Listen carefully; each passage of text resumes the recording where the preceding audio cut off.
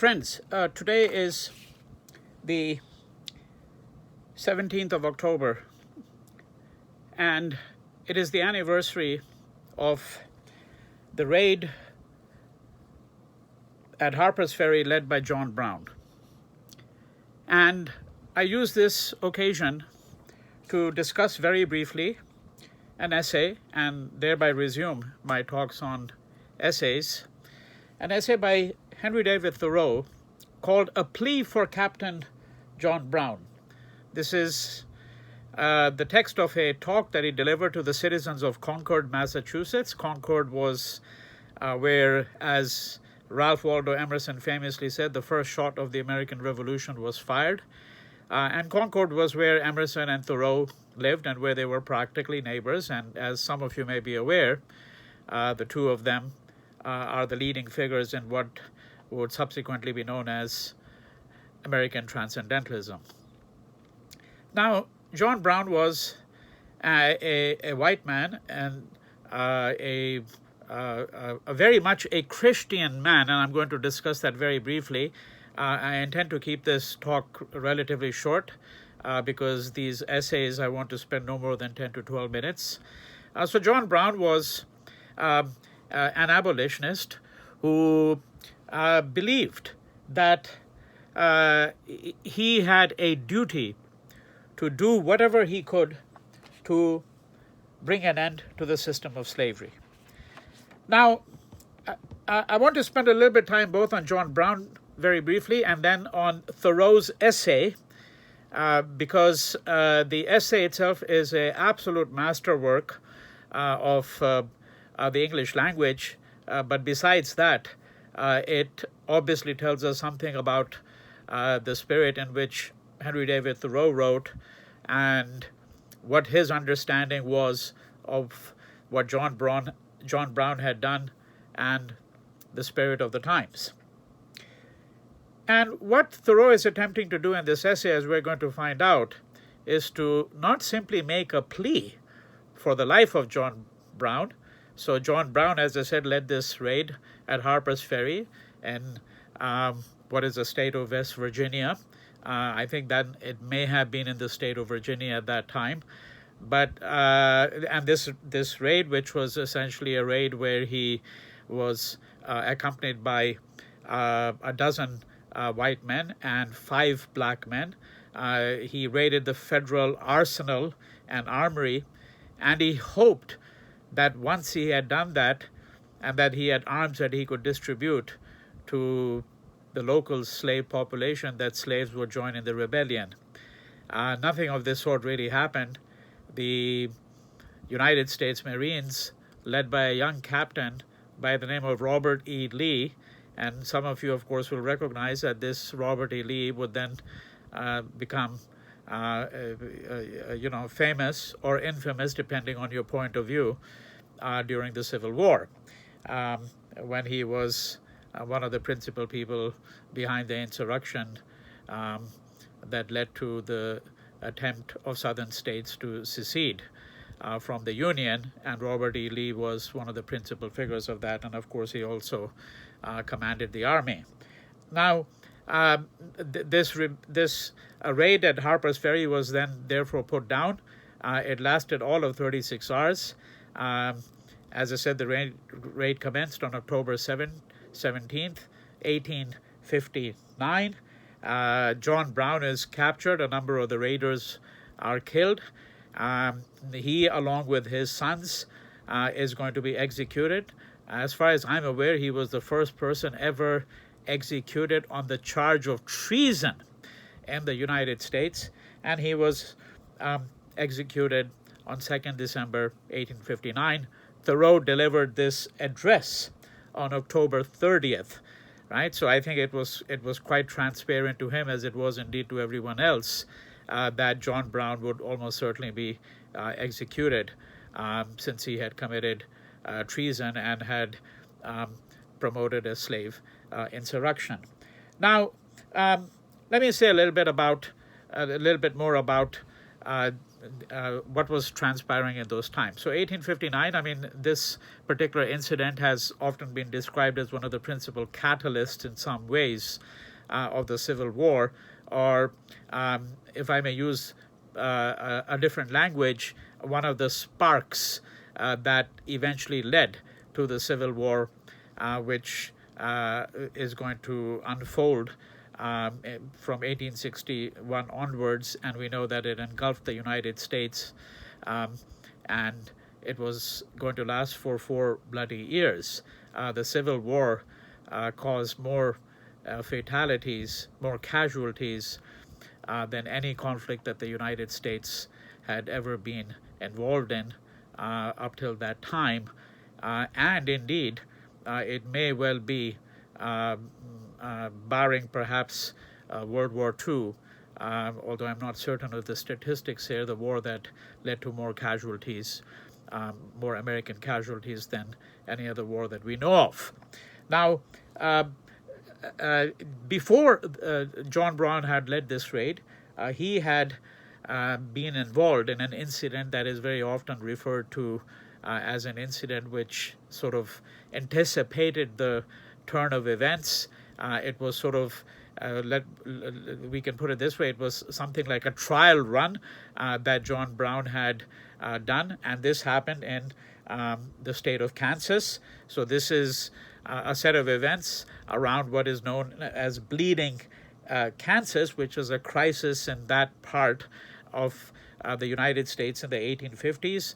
The real question was whether Kansas was going to be a slave state or a free state, right? So John Brown had become active there in trying to steer Kansas in the direction of a free state, because this man, who believed very much that it was a Christian duty of his to end slavery, right? And why was it his Christian duty? Because he took his charge as having come from the life and the principles and the teachings of Jesus himself. And John Brown was of the view that Christianity, as it had developed up till that point in time, had steered away from the teachings of Jesus himself. And this is the argument that is really implicit in everything that John Brown does, and it's an argument that Henry David Thoreau picks up on, because one of the things that we find in this essay is a resolute critique of modern Christianity and of the church.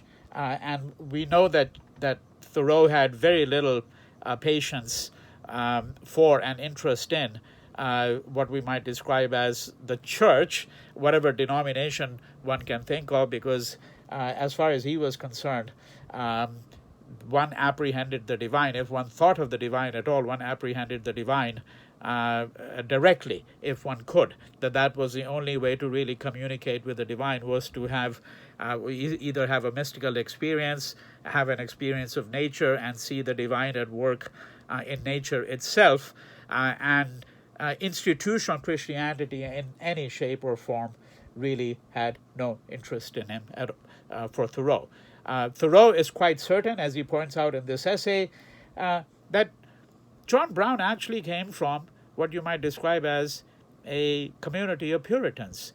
And Thoreau is also trying to suggest in this essay that even though the United States grew out of the experience of the Pilgrims and the Puritans, that this had now all become really part of the backdrop of American society, right? That there was really nothing that really existed of what we might describe as a Puritan fervor. And of course, this Puritan fervor can be thought of in many different ways, including ways that might appear to be frightening to people, because one element of this Puritan fervor was this kind of messianic, feeling, this kind of teachings of the Puritan preachers, which suggested that if one did not conform to a certain conception of Christianity, then one was going to burn in hell,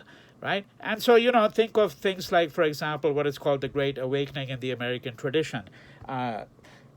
So this essay by Thoreau attempts to do, then, very briefly, a number of things. One, of course, it offers a fervent, extraordinary, eloquent plea for why John Brown should be spared, right?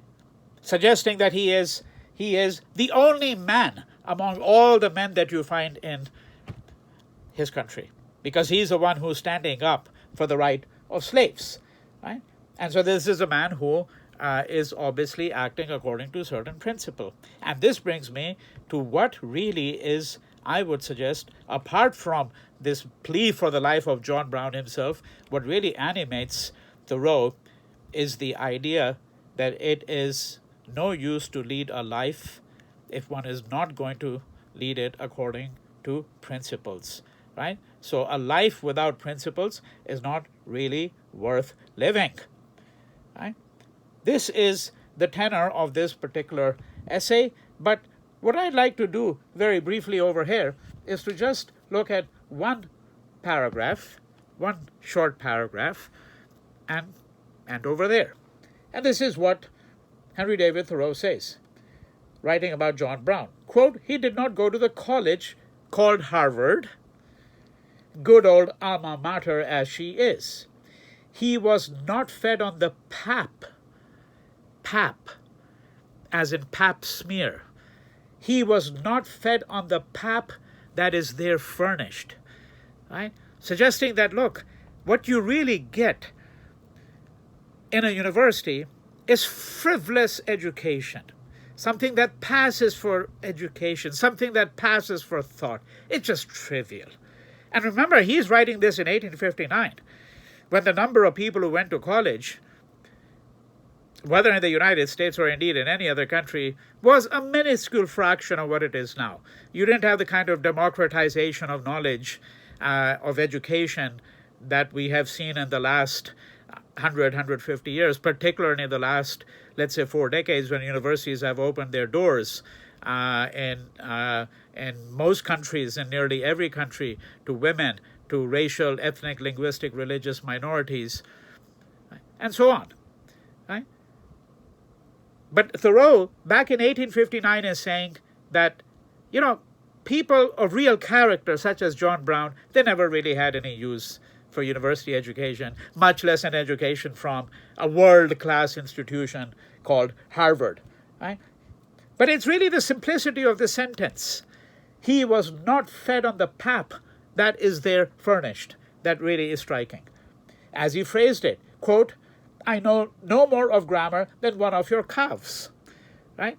And John Brown is saying, I don't really know anything about grammar. I don't really know, in other words, about a bookish kind of learning, right? I'm really, in this respect, as innocent as the young of cows or lambs, and so on.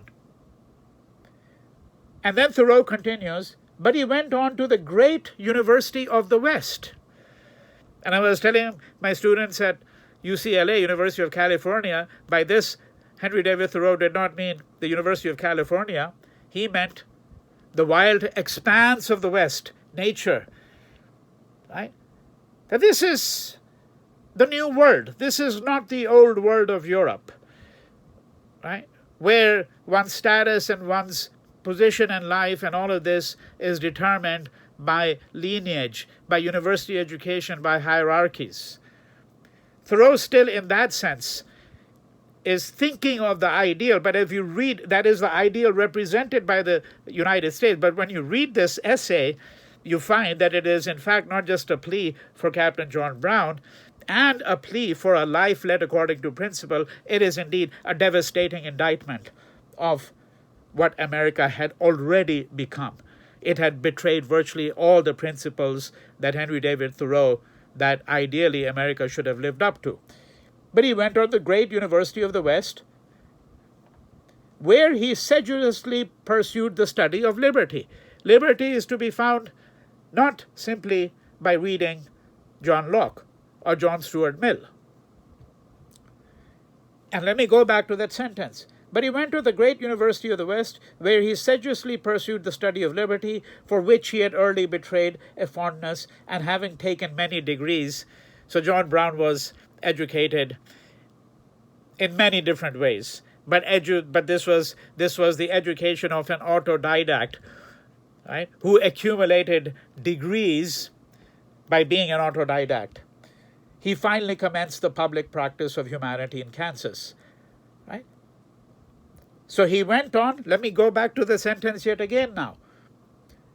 But he went on to the great University of the West, where he sedulously pursued the study of liberty, for which he had early betrayed a fondness, and having taken many degrees, he finally commenced the public practice of humanity in Kansas, as you all know. Such were his humanities, and not any study of grammar. He would have left a Greek accent slanting the wrong way, and righted up a falling man. What a wonderful sentence. He would have left a Greek accent slanting the wrong way. John Brown was not a man who knew Greek or Latin or knew grammar, and he didn't know which way you actually place an accent on one of the Greek letters. Right? But he knew how to write up a falling man. And this essay, then, is a wonderful essay to be read appropriately on this day, and indeed any other day, because it's an essay that tells us about one great American, John Brown, an abolitionist who was executed for treason, someone who stood up for the rights of enslaved black people. And this essay on John Brown is yet by another great iconoclastic American thinkers and one of the great masters of the English language, Henry David Thoreau. I commend this essay to your attention.